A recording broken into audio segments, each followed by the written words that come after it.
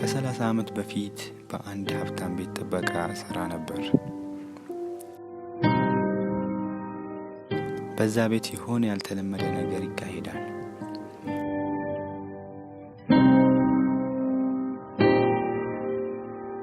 በየቀኑ ለአለቃዬ የመኪናውን በር ከፍትለትና ሰላምታ አቀርብለታለሁ።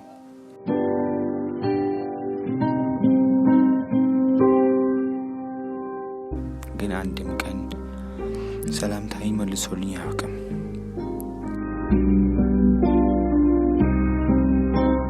በብዛት ትልቅ ግብዣ ሲያረጉ እመለከታለሁ።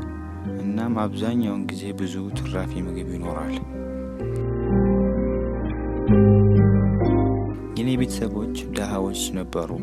ለዚህ ከዛ የተራረፈውን ምግቦች ይዤላቸው እሄድ ነበር።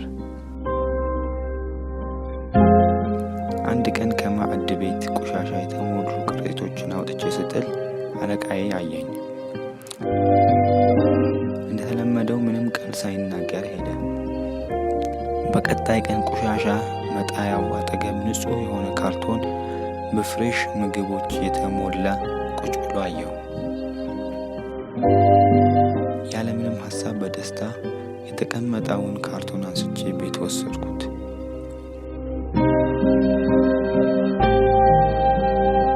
በየቀኑ ከዛ ቀን አንስቶ ምግቦች የተሞላበት ካርቶን በዛው ቦታ ላይ አገኛለሁ እና ለቤተሰቦቼ በቂ የሆነ ምግብ ማቅረብ ቻልኩ። ከዛ አንድ ቀን ሁሉም ነገር ተቀየረ። በጣም ደነገጥኩ በሰማሁት ዜና። አለቃዬ ባልታሰበ ሁኔታ እንዳረፈ ሰማሁ። ከዛ ቀን በኋላ ምንም አይነት ምግብ የተቀመጠበት ካርቶን አላየሁም።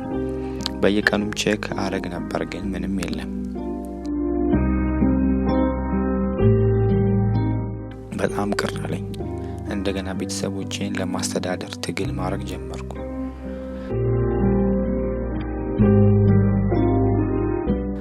በመጨረሻም የአለቃዬን ባለቤት ደሞዜን ከፍ እንድታደርግልኝ ጠየቅኳት። እሷን በመገረም ችግሬን ጠየቀችኝ። እንዴት እስከ ዛሬ ምንም ቅሬታ ሳታቀርብ አሁን እንደዚህ ልትል ቻልክ? እንዴት በአንዴው ደሞዝ ጭማሪ ጠየቅ? አለችኝ።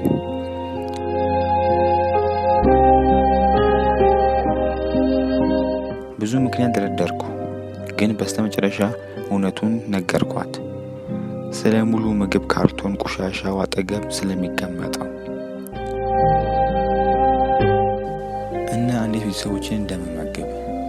ቀና ብዬ ሳያት ፊቷ ላይ የሀዘን ስሜት ይነበባል። ይሄ ነገር የተቋረጠው ባለቤቴ ከሞተ በኋላ ነው አለችኝ።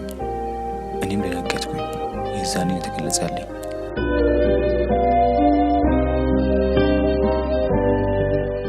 ለካ አለቃዬ ነበር ምግቦቹን የሚያስቀምጥልኝ። በጣም ኃይለኛና ግዴለሽ ሰው ነበር የሚመስለኝ። እንደዚህ ደግ ይሆናል ብዬ አልጠበቅኩም። ወዲያውኑ የአለቃዬ ሚስት ማልቀስ ጀመረች። በጣም ይቅርታ፣ ይህን ጥያቄ ማንሳት አልነበረብኝም አልኳት።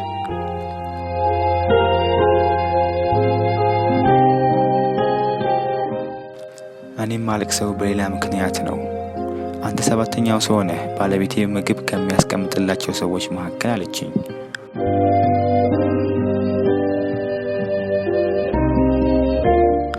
ከዛን ቀን ጀምሮ እንደተለመደው ሙሉ ካርቶን ምግብ መቀበል ጀመርኩኝ።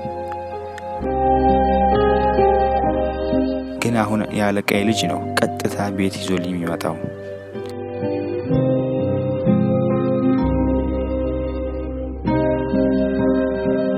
ልጁም ልክ እንደ አባቱ ነው። ምንም ባወራውም አይመልስልኝም።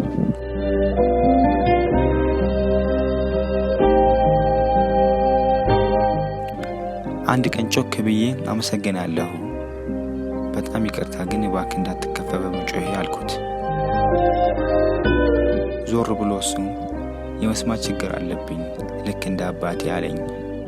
ማውራት አቃተኝ። ልቤ በጸጸት ተሞላ።